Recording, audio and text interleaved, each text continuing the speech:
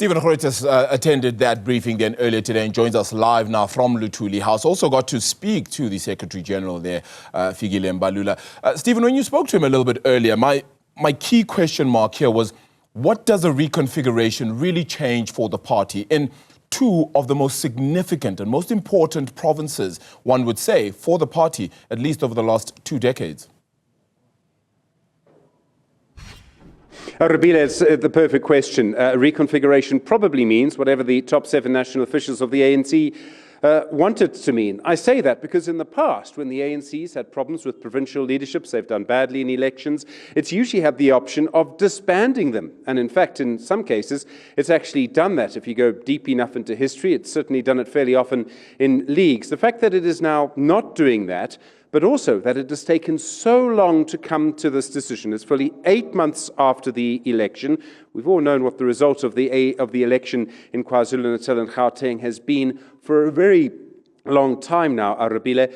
Also, I must just point out, this is, by my count, the 3rd National Executive Committee meeting of the ANC to discuss this point. It's been pushed back twice, and it would seem that this may well be a compromise of some kind. In other words, it goes to the officials. The officials will now make a decision about what to do. They also seem to be keeping all of their options open. So, for example, some leaders could go, some leaders could leave. Some might find that their positions are changed. When we asked Fikile Mbalula about who has the final say, it would appear to be the actual national officials themselves. So yes, they'll bring the proposals back to the National Working Committee. He said the National Working Committee will process them.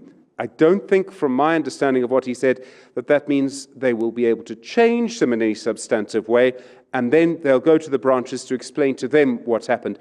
But of course, underneath all of this is the fact that the ANC really does need politically to react to the huge loss of support it had in the elections last year in KwaZulu-Natal and Gauteng, and of course look ahead to the local government elections, currently expected late next year. Constitutionally, they could possibly run over into the first part of 2027. What this really means is that the ANC needs to act, it needs to make a change, and at the same time, it needs to make sure it doesn't do any further damage to itself by doing that.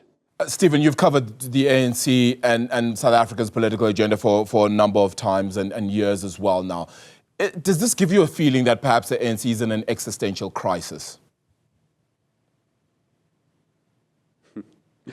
It's such an important question, Arabila. To an extent, perhaps it could, and the argument would go like this, that what the ANC really needs to do now is show to voters that it's reformed, that it's renewing itself, that it is making a change, that it is able to win back their trust.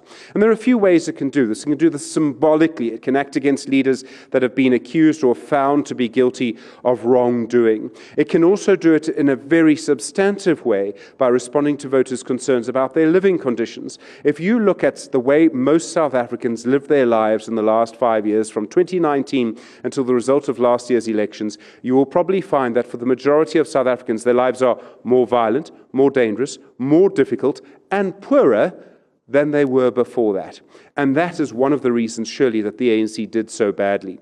So the ANC absolutely needs to react. But it would be better for the ANC, I would suspect, if it were to react decisively. And the fact that it is not responding decisively to this may be an indication of how difficult it is inside the ANC for it to actually properly react to the problems that it has.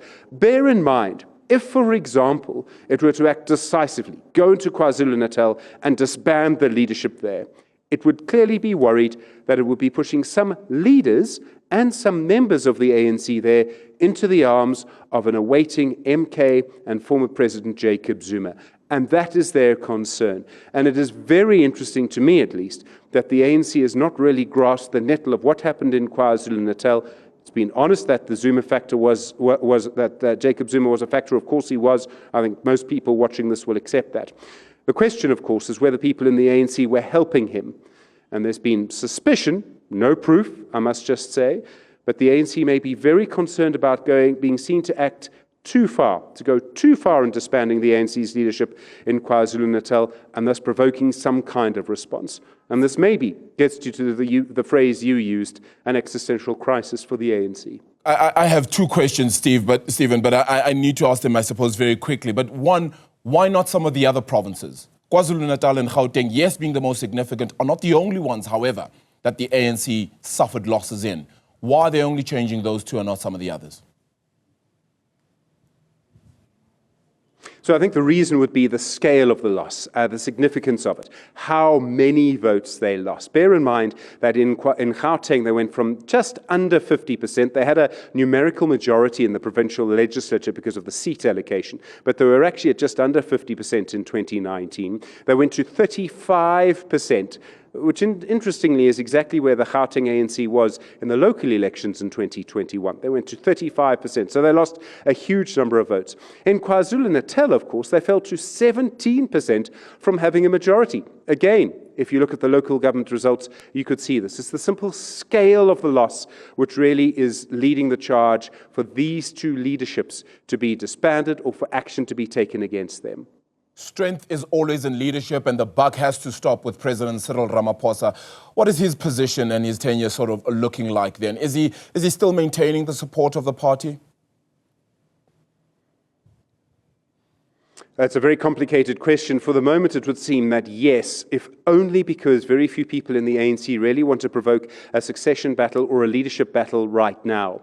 The president certainly has political power through occupying the presidency, the positions he can appoint, the appointments he can make, the fact that he can hire and fire a cabinet.